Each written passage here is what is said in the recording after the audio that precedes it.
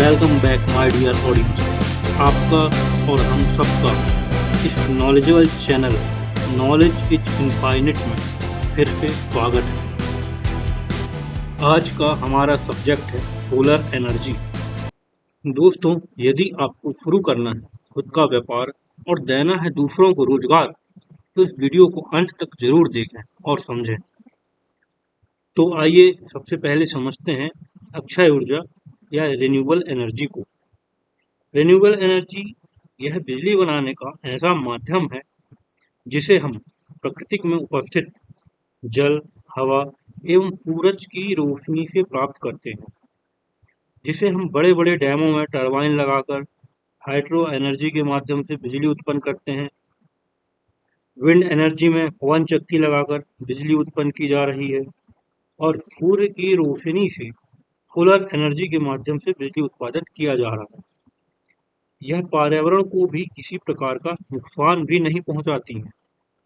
आज वर्तमान समय में बिजली उत्पादन का 50% योगदान सोलर पावर, हाइड्रो पावर और विंड पावर के द्वारा किया जा रहा है और कोयला के माध्यम से आज भी 50% बिजली बनाई जा रही है।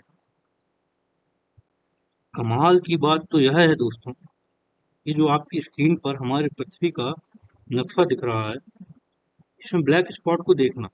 यदि यहाँ पर बहुत बड़े पैमाने पर सोलर पार्क का निर्माण करके सूर्य से प्राप्त होने वाली संपूर्ण विकिरण का उपयोग कर लिया जाए, तो विश्व में खपत होने वाली लगभग 18 टेरावाट बिजली की पूर्ति इन्हीं मात्र कुछ क्षेत्रों से पूरी की जा सकती है।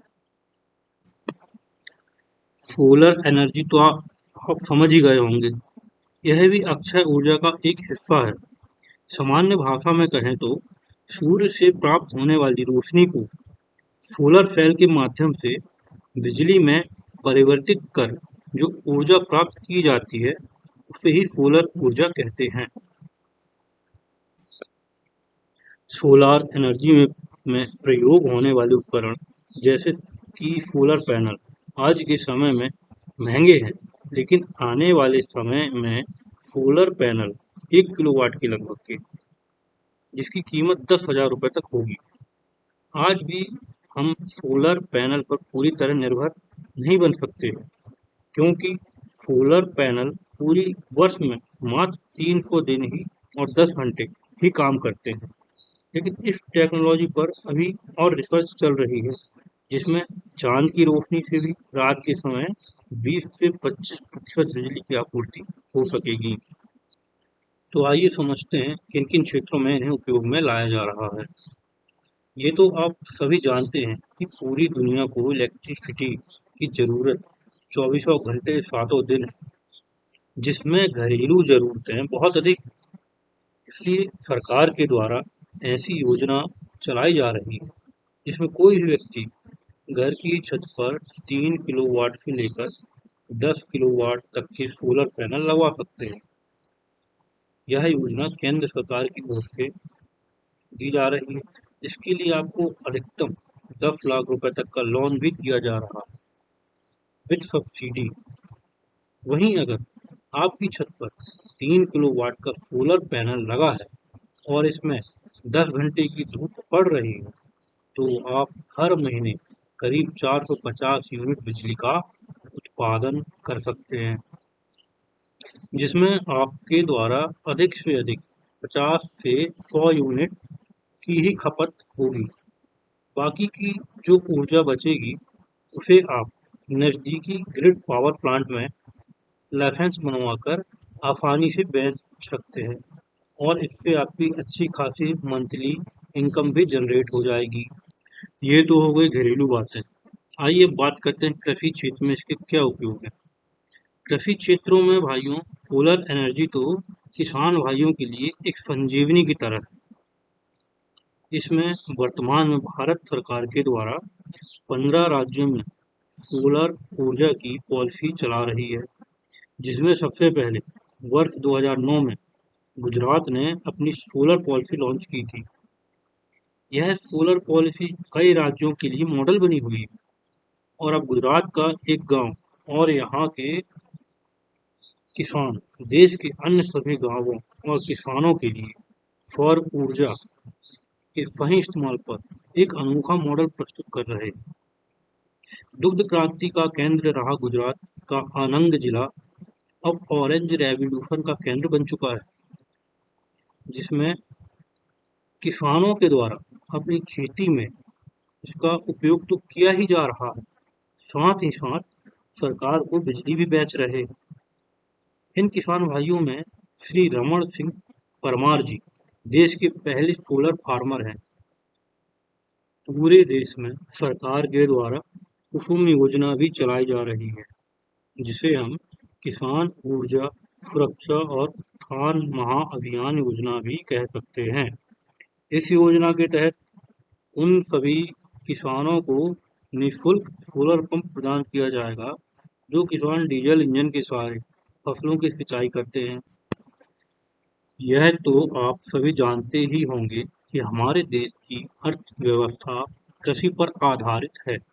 भारत में किसानों को सिंचाई में बहुत परेशानी का सामना करना पड़ता है। भारत में अभी भी अपने फसलों की सिंचाई के लिए अधिकतर बारिश के पानी पर या फिर कहीं नदी तालाब मौजूद है तो डीजल इंजन पंप पर निर्भर रहना पड़ता है। व्यापारिक क्षेत्र में इसकी बात करें तो दोस्तों, इसमें एक योजना ऐसी भी है जिसमें 1 मेगावाट या 2 मेगावाट पर लगने वाले 3.5 करोड़ से 5 करोड़ की जो लागत है, जिसमें आपके द्वारा 10 लाख से 20 लाख तक जमा करके 90% तक का लोन बैंक के द्वारा विथ सब्सिडी प्राप्त कर सकते हैं, जिसमें 1 मेगावाट से 2 मेगावाट तक का सोलर पैनल सिस्टम विभिन्न प्राइवेट प्रोवाइडर कंपनियों के द्वारा आप अपने जमीन में इंस्टॉल करवाकर इससे जो बिजली का उत्पादन होगा, इसे सरकार को ही आप अपना ग्राहक बनाकर बिजली बेच सकते हैं। इसमें आपको राज्य सरकार या फिर केंद्र सरकार से 25 साल का एक एग्रीमेंट कराना पड़ता है और बिजली बेचने का लाइसेंस प्राप्त करना पड़ता है। इसमें आप महीने में लगभग 4 लाख तक का इनकम कर सकते हैं। साल का मान लें तो 50 लाख और 25 साल का दोस्तों 12.5 करोड़ रुपए। आप सोचिए, सिर्फ 3 करोड़ की इन्वेस्टमेंट से आप 12.5 करोड़ तक कमा सकते हैं। इसके साथ ही आप चाहें तो बड़ी बड़ी कंपनियों के डिस्ट्रीब्यूटर या रिटेलर बनकर कमाई कर सकते हैं। जीरो इन्वेस्टमेंट से शुरू करना चाहें तो एफिलिएट मार्केटिंग, जिसके माध्यम से आप सिर्फ ग्राहक ढूंढकर इन कंपनियों को देना है, जिसमें आपको अच्छा खासा मोटा कमीशन निश्चित तौर पर मिलेगा। वैसे भी इलेक्ट्रिक वाहनों का रोडों पर दौड़ना शुरू हो चुका है, जिन्हें चार्ज होने के लिए इलेक्ट्रिसिटी की जरूरत तो पड़नी ही पड़नी है, जिसमें आप सोलर चार्जिंग स्टेशन बहुत ही कम लागत के साथ स्टार्ट कर सकते हैं, जिसके लिए सरकार के द्वारा आपको अच्छी खासी सब्सिडी भी दी जा रही है। दोस्तों, सोलार एनर्जी का मार्केट उगते सूरज की तरह है, जिसमें रोजगार और व्यापार की अपार संभावना मौजूद है। बस जरूरत है तो उन नजरों की जो इस अवसर को पहचान कर अपनी किस्मत का सूरज चमका सके। हम इंसानों को तो इससे बहुत फायदा होने वाला है। हम स्वच्छ और ताजी हवा में फिर से सांस ले सकेंगे। हमारे जो आवागमन के संसाधन हैं, उन्हें सस्ते दामों में पर्याप्त ऊर्जा मिलेगी, जिससे हमारा आवागमन सस्ता हो जाएगा। हर एक चीज जो इंसानों को आज के लिए उपयोगी है, बहुत ही सस्ती हो जाएगी।